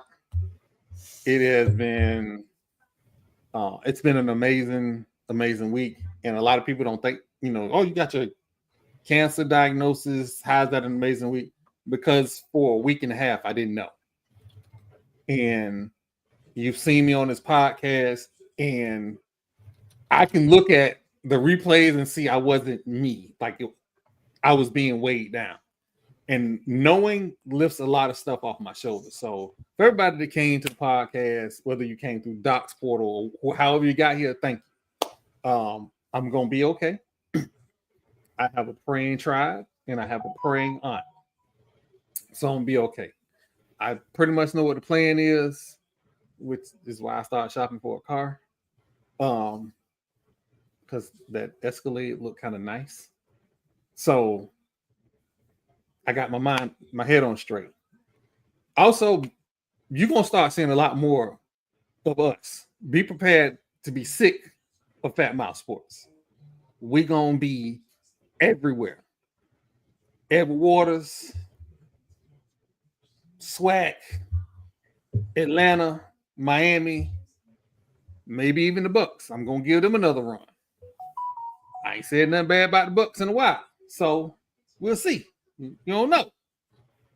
But I say all that to say this.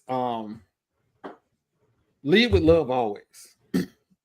All the jokes I make, all the insults I make, I always lead with love. Like it's all in laughter. It's the only way I know how to exist. Right?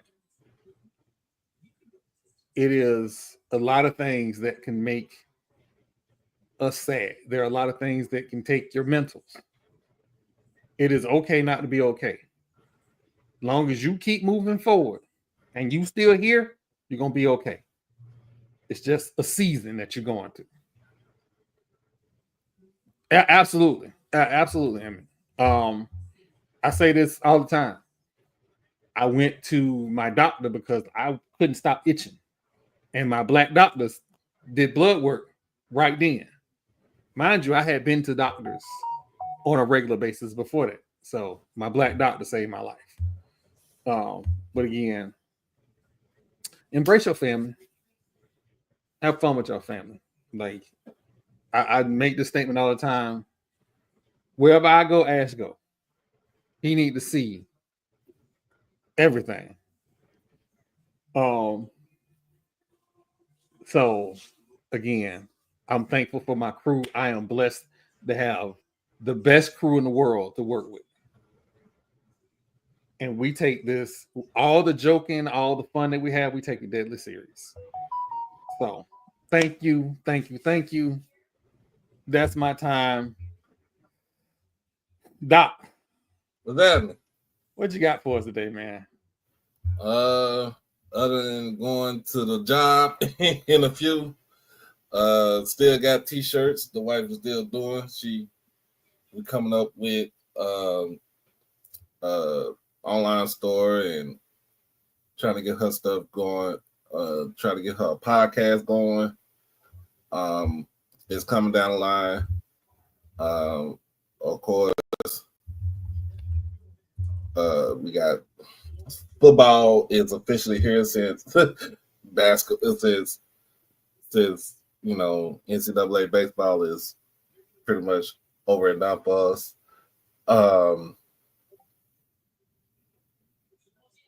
But other than that, sign my stuff for the Swag Media Day. We getting that going, trying to get fundraising going for that. And that's about it. Just ready for some football to come, and it's Father's Day is in a couple of weeks, so gonna try to enjoy that. And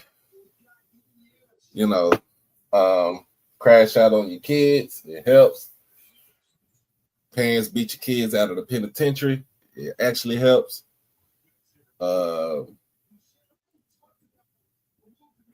And basically just leave with love. That's how we do. But that's my time. Let me get on out of here. Be easy. TP, what you got for us this week? Yeah, I think you hit it right on the head, man. Take care of your family, take care of your loved ones. Take the time. A lot of time we get wrapped up in our day-to-day and we forget about those that, we care about. You always got to take a minute and just reflect on, where you are in life. Are you where you want to be? If not, how can you get there? These are questions I ask myself every day. What can I do today better than what I did yesterday? If that becomes your mentality, then the sky's the limit. We almost June basketball. June basketball mean the NBA Finals. OKC, congratulations, SGA. He has been balling out, but so has Tyrese Halliburton. And the way it's looking right now, it might be Indiana, OKC. A lot of people think two small town or small market teams in the finals is bad for the NBA. Look, we've been going through this for the past 7 years in a row where there's been a new champion every season. It has to be small market teams if there's going to continue this trend of different teams winning. How can you create a bigger market? You let these teams have to get in there and they have to compete and win championships. And then that's going to bring them that notoriety, that viewership. They got players that you can fall in love with watching. So I like watching Halliburton. I like seeing Siakam out there. I remember when he won a championship up in Toronto. Great player. So I'll say if New York is able to come back, hey, Jalen Brunson versus SGA in the finals, I'm here for it. If it's Halliburton versus SGA in the finals, I'm here for it. But that's June basketball for you. And Soon as June basketball done, it's football time, baby. But y'all know what time it is. But we're gonna talk more about that, in the coming weeks. Especially with OTAs. I'm not falling into the whole Shadur shit yet. We still got to see preseason. How is all of this off-season work gonna pan out once there's actual time on the clock and people got pads on? And we're gonna find out who's who. But thank y'all for watching Gathering of Old Men podcast. I'm TP, and I will see y'all next week. All right, ladies and gentlemen. Every week, it's a risk because we don't know what's gonna happen. As a matter of fact, let me go ahead and get this out of the way first. But before I bring the man who needs no introduction to the stage, there is college baseball happening this weekend in Tallahassee, and that school in Daytona is playing Florida State, Mercer, and Northeastern. So it's going down. We didn't really touch on it. After this weekend, we'll touch on it next week and see how they do. We'll get to it like that. That being said, the man who needs no introduction, the myth, the legend, Marlo, sir, what you got for us? Well, I just got a couple things today. I always lead with love because I was led to the highest of 7 hills, and I really do love that university. So on that, I stand, and on that, I will continue to stand. Having said that, I don't give 2 shits about that school in Daytona making it to some damn regional game. So we gonna continue to not like them. But I love FAMU. You just know I don't like them. So having said that, it's graduation season.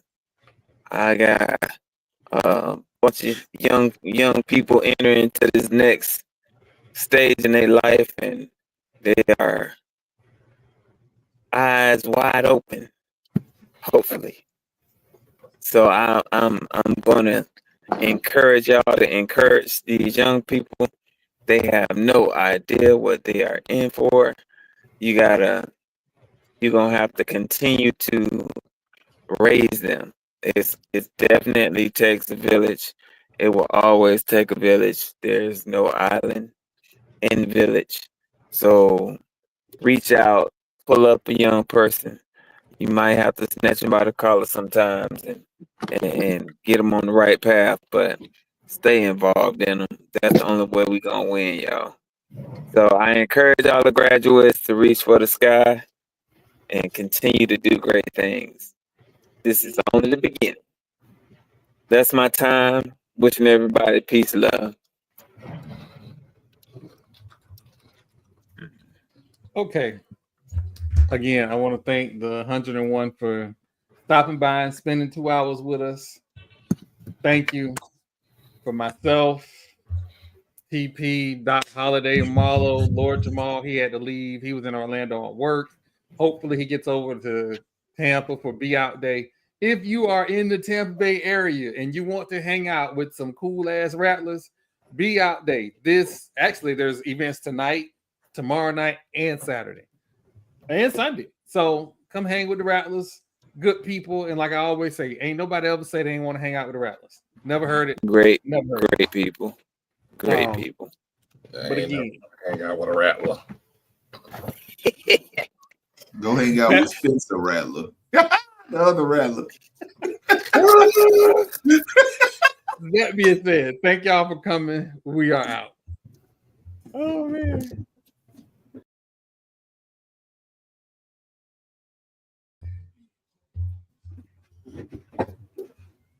No, I ain't doing it.